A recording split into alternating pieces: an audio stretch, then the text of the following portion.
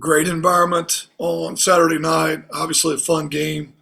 You don't get those very often, so when you do, you want to enjoy them. And our guys did, and appreciate everybody that came out and made playing at home opener just amazing. Our student section just every time I turn around just blows me away. So appreciate them coming out in big numbers, and hopefully when we come home in a couple of weeks it'll even get better. But really proud of how the guys responded over the course of last week.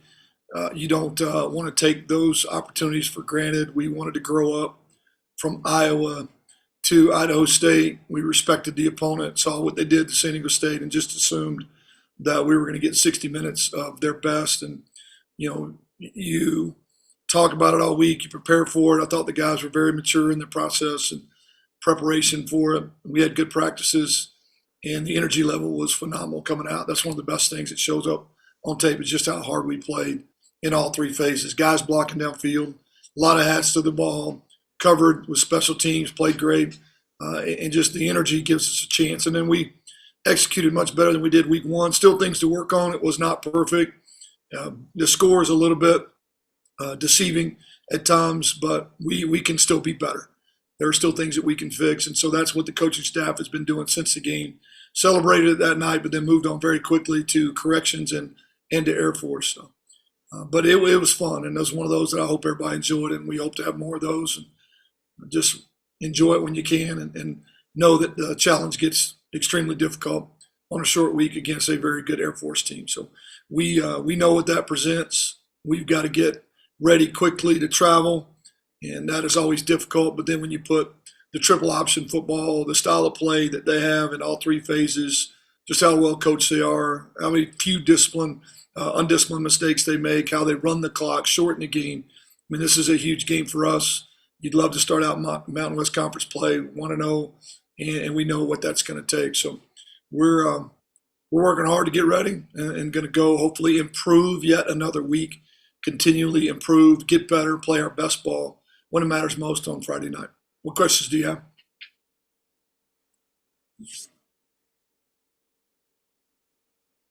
Okay, short press conference. So, Coach Jason Walker with Cache Valley Daily. It seemed like a lot of the big runs you guys had, you had like a numbers advantage in the box. You're able to obviously take advantage of that. Is that something you guys try and look for and take advantage of? Is finding those, having more blockers, in the box, or creating those numbers advantages in the run game? I mean, you're always looking for an advantage, whether it be throw game or run game. Where are your numbers and leverage points the best? In their particular case, because of what they choose to do defensively with that spoke defense, they're going to be adding numbers to the box late. We felt like that we could get bodies on them. I thought Coop did a great job of designing, the run game that really fit our people and attacked what they were doing defensively. Our guys executed it really well. Great respect for how our guys played out in space. We made guys miss. We blocked at the second and third levels. Our receivers blocked their tails off downfield. O-linemen pulling, blocking downfield. I mean, it was really a group effort. But yes, we're looking for numbers and leverage. We're going to do that every week. Some weeks are easier to find, than others. And then the matchups in the one-on-one matchups were definitely more in our favor than they were week one. That'll obviously level back out this week with the front, and so the run game will be more difficult, but looking for the same things. Where can we find an advantage? Coach Anderson, Jason Turner from the Herald Journal. Air Force has given up less than 300 yards in 7 straight games. They have 7 defensive starters back. Why are they so effective defensively? Well, they know exactly what they want to do. They don't get out of position very often, and I think they're extremely physical. They tackle well. They shed blocks. They make it extremely difficult for you to gain any yard that you get. I mean, you're going to have to earn everything you get. We're going to have to try to find some areas where we can create some either some mismatches or some grass, and then we're going to have to execute extremely well. They don't beat themselves. A lot of people do. They don't. They're where they're supposed to be every down. They don't make a lot of mistakes. They don't give you careless penalties. So matchups and winning in matchups are going to be huge for us this week. Hey, Coach Eric Franson with 106.9 The Fan, kind of piggybacking off of that team that you've been able to score on, 34 points in 22, 49 points in 2021. What is it that gives you that little bit of an edge in being able to score points on that Air Force defense?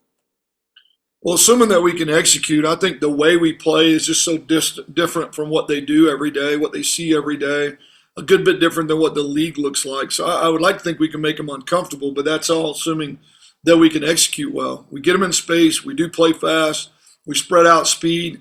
And I think if there is an advantage, that would be our advantage, that we do play fast and we spread people out in grass and we play with speed on the field. So, man, I'm hoping that it works out to be to our benefit again this season, but that also comes back to us being able to protect up front, being able to cover guys up in the run game, protect in the throw game, and then throw and catch effectively against, like you just said, 7 starters that are returning that are really good at what they do.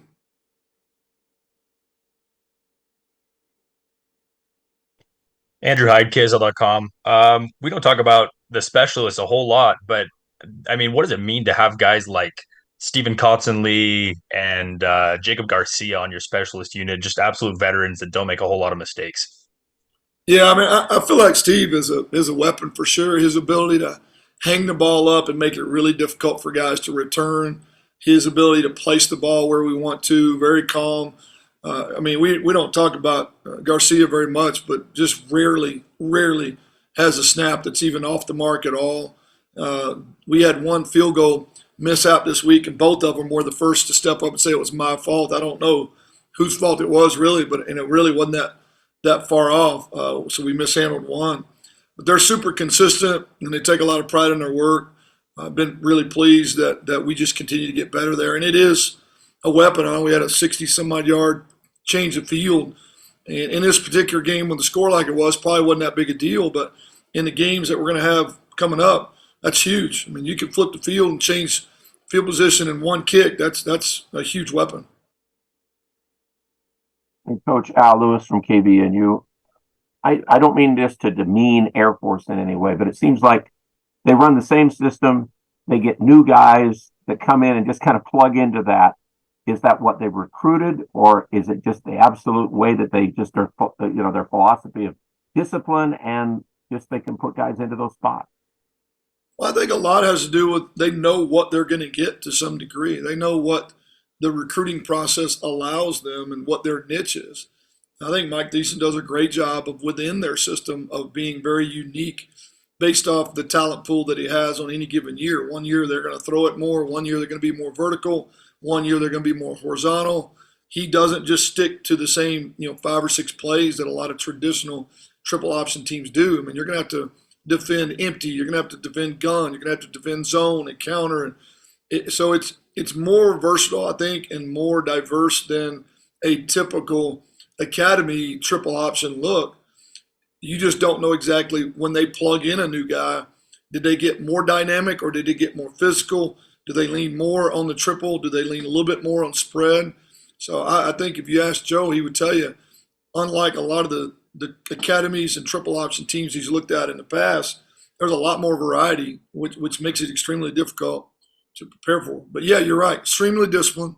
They know what they are. They're not afraid to be that team and know that that's their advantage and out execute you. So we're going to have to tackle and match up and make them really frustrated, or they'll stay on the field all day long. Roberts' guy last year was really good at fullback. I mean, it looks like this guy's filled in, but are you looking at their talent, or that they look like more dynamic, or what does it look like offensively? Well, I think the first 2 games they've looked a little bit more obviously run heavy than what we saw from the previous quarterback in the last couple of years. I think they attempted just a few throws. They did show gun and fly sweep and some things that are a little bit unique compared to what we've seen the last 2 years. They're replacing a senior quarterback. They're replacing Brad Roberts, who was one of the best running backs or fullbacks they've had in a long, long time. So, I mean, they're not without some hurdles to cross too, but they have not gotten too far away from their personality. I think just some bells and whistles to make you, some eye candy to make you chase things that are making you more vulnerable inside if you're not careful. Hey, Coach. Brian Priest, KSLSports.com. I wanted to talk about your defense for a minute and just the difficulty that the challenge that they've had with various offensive schemes over the first 3 weeks. Iowa primarily ground based, and then Idaho State really likes to throw the ball. Now you've got to face the triple option against Air Force. How does Joe and the rest of the defensive staff go about getting the defense prepared for so many different schemes? It's difficult to say the least. This is not something that you always have to do. Have that big a jump from a pro style to a completely spread to a completely triple. That's not something everybody has to face now in this league. I told Joe when he came, I said, "Good luck, man," because it's literally different every week. You're not gonna see two offenses that look alike all year long. I think he would tell you that is unique to our league and our schedule compared to some of the places he's been. You don't get 4 weeks of spread football in a row and then all of a sudden something unique. You literally are preparing. It's extremely difficult. They've done a phenomenal job 2 weeks in a row. I know they've been preparing for Air Force since last spring. You don't go into a game week and decide what you're going to do versus triple that week. You prepare. We did spring work, summer work, fall camp work. We've worked triple the last 2 weeks during the week. We worked it against Iowa. We worked it last week against Idaho State. That's the only way that you have a chance to be sound and match up and work all the different keys that you have to, because it's so unlike anything else you're going to see. Hopefully, we can go out and execute it really well, and it'll be an edge for us, but it is extremely difficult. And I think Joe and the staff have done a phenomenal job getting ready. Hey, Coach Patrick Mahorn with the Ag Ship. How much of the downfield blocking from receivers is an effort thing, and how much of that is technical improvement? I think 99% is effort. Coach Cephalo and I preach that. Our beginning conversation with our team in general starts with fanatical effort, on the edge of out of control. We want to play harder than everybody. We know that on paper we're not going to be out talented, in terms of overwhelming people with talent. We know that a lot of matchups are going to be against us, but we can make up a lot of things with how hard we play. It's the first conversation we have. It's something we harp every day. And they don't want to let him down in that room. They love him in there. It's a great room. I think it just shows what kind of unselfish kids we got. Man, you got Terrell Vaughn, who's catching ball after ball, and Jalen, and they're also making 2 and 3 blocks downfield and fighting for the teammates. So I love that about our team. I think it's something that gets lost at times, and we didn't really have that last year, and it showed. Right now, you've seen that 2 weeks in a row. We're going to try to build on that. Coach Brian Priest, KSLSports.com. Last week, you talked about the need to clean up some mistakes that you saw. Are there any individuals or personnel groups that stood out specifically in terms of improvement? Well, I think we saw improvement across the board. Clearly, I thought Coop settled in and played much more consistent than he did against Iowa. He had some misses and some mistakes that were really costly. We didn't have the false starts up front, so we stayed in there on offensive line and set in and eliminated those. We didn't get beat up and under like we had against Iowa on protection. We were way more solid there. Defensively, we had the one 15-yard penalty on Anoka that was careless, but beyond that, everything was competitive, and we really eliminated. We're down to 4 penalties in that game. It was a huge conversation. And we created turnovers. I mean, those were all big key points. And out of every area that we addressed, we saw improvement in all of those. Now, obviously, the talent level that we're playing against was different than Iowa, but you can only control what you can control, and those are things that we did control and get better at and take a step of improvement. Hopefully, we can continue that this week as well. Coach Anderson, Jason Turner, Herald Journal. Air Force, their 3 primary linebackers are 260, listed at 260, 250, 240. They have more size than they've had in the past, and as a result, is this a more physical defense than maybe sometimes they've had in the past? They're big. Now they lost a really, really good D tackle that we were concerned about the last couple of years we played them, and so I think they just have kind of reloaded as we talked about on offense. They've always been big. They've always been physical. I don't know. I just always feel like we have quickness and speed and space, and they have size and power, and so we have to overcome that. It doesn't surprise me that they're built like they are. That is pretty normal for what they want to recruit, the style of defense that they play, and how they go about building their team. So I'm not completely surprised. They are very physical. We're going to have to step up to it, and it's going to be a much different challenge than we just saw this week. Coach Al Lewis again. Can I ask you, is Micah Davis any help this week? And he's played against you. Now he plays against the other side. What's he feeling about this week? Oh, he's excited about the game. I mean, anytime you go back against an old team, you want to play your best. I still remember Calvin Tyler when we played Oregon State. Man, the guy didn't sleep all week. I've been through it myself as a player and as a coach, and Mike is no different. He wants to perform well. A lot of those guys that are in that junior, senior class are teammates of his, and they still stay in touch. In terms of being helped, best thing he can do is just play great. We're not really expecting anything else out of him. We're going to dissect them ourselves off the tape, and they've got new coaches on staff too, so things have changed a little bit on the defensive side of the ball. We just got to go out and be us. I'm sure Joe's picked his brain a lot about the triple. I'm not sure how those conversations have gone. Coach Jason Walker again. Ask about some health. It seems like you guys got a lot healthier. Brock and Halle got to play. Have you gotten most of those guys back? Into the swing of things as far as being healthy and being able to play? Yeah, bumps and bruises mainly. Everybody knows Max is out for the year. Halle and Brock did great. Had no soreness, no issues. We limited them both. Took their pads off at halftime, and that was purposeful because I know Halle. If I leave his pads on, he'll look out and he'll be on the field anyway. So we literally hid his pads and helmet from him at halftime to make sure that they hadn't gone over their pitch count, and clearly the score allowed us to do so. Played a lot of guys.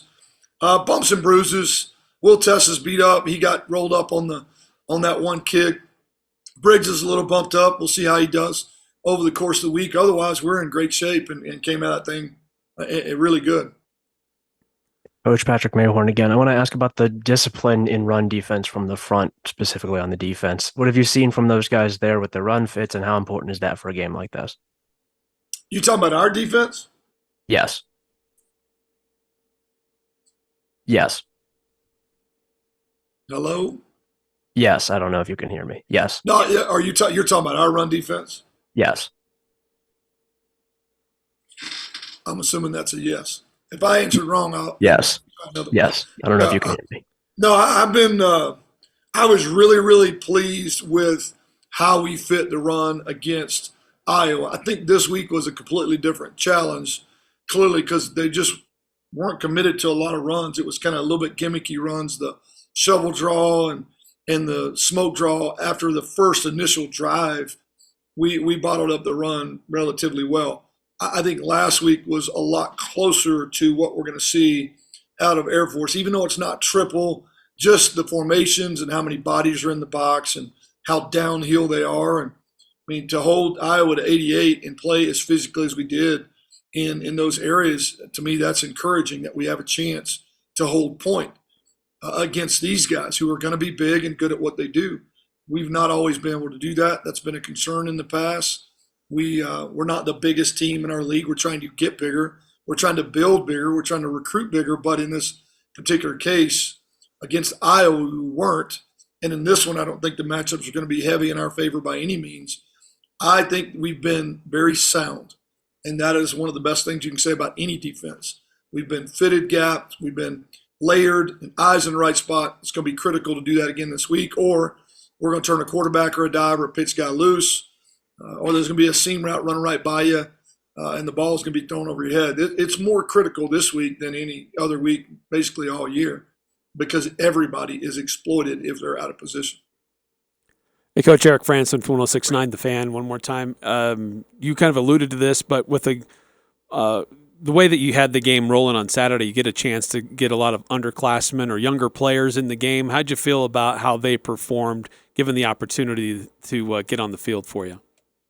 It was good. I mean, we didn't just fall apart. We squandered a couple of drives offensively, and clearly we gave up a drive defensively that we'd like to have had back. But those are super valuable reps to get guys out. It's not the same as going against a scout team. It's not the same as a scrimmage.